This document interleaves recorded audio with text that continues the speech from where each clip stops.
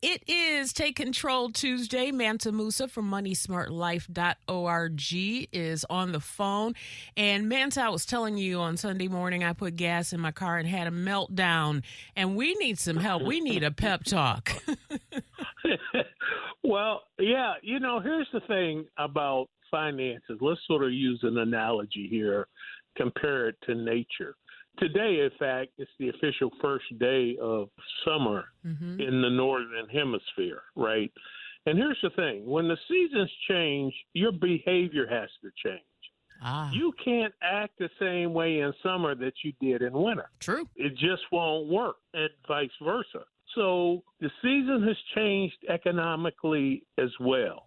So our behavior has to change. Now, just as nature can unleash calamities that force us to survive through them, natural disasters, hurricanes, and those kind of things. So it is with the economy. And right now, there are global economic forces at work that are beyond our control.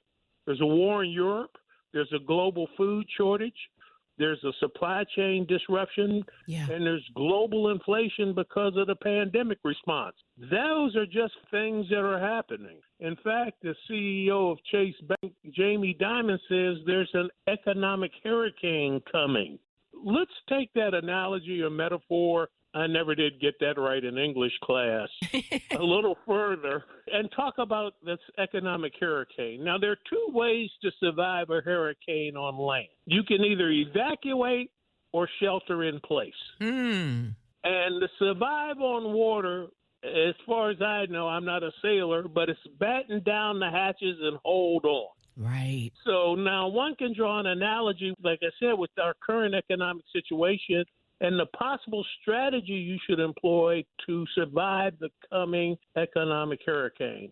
First question you have to ask yourself is, are you on land or water? Now, if your financial situation, if you got an emergency fund, you got a good foundation, some job security, then we would say that you would be on land. You had a firm foundation. But if you've been whipsawed by this economic climate that we've been in and et cetera, and you're just like a boat on water, just hanging on, well, then that will affect your strategy. Now, if you're on land, you got to decide if you've got a foundation, should you stay or leave? And I would ask you the same question that Three Pigs had to answer. Is your house built of straw, sticks, or brick? Yep. Are you just barely hanging on financially, or do you have a solid foundation? Now, the other thing you can do is get to higher ground, and basically that means get to safety. And we've talked about the 7 factors of financial capability. Well, protecting is a key part of financial capability. So we want to look at, and we'll do this in the future, of ways of increasing that. Well, basically what you can do in protecting is increase your savings. Money is like sandbags in a hurricane. Pile it up as much as you can. Now, the last thing I'll tell you is this. Keep your head to the sky and pray. Even atheists pray in the midst of natural disasters. So I encourage you to seek higher help. Now, final thought. In the words of that great prophetess, Annie, the sun will come out tomorrow. You bet your bottom dollar that there will be sun. Amen.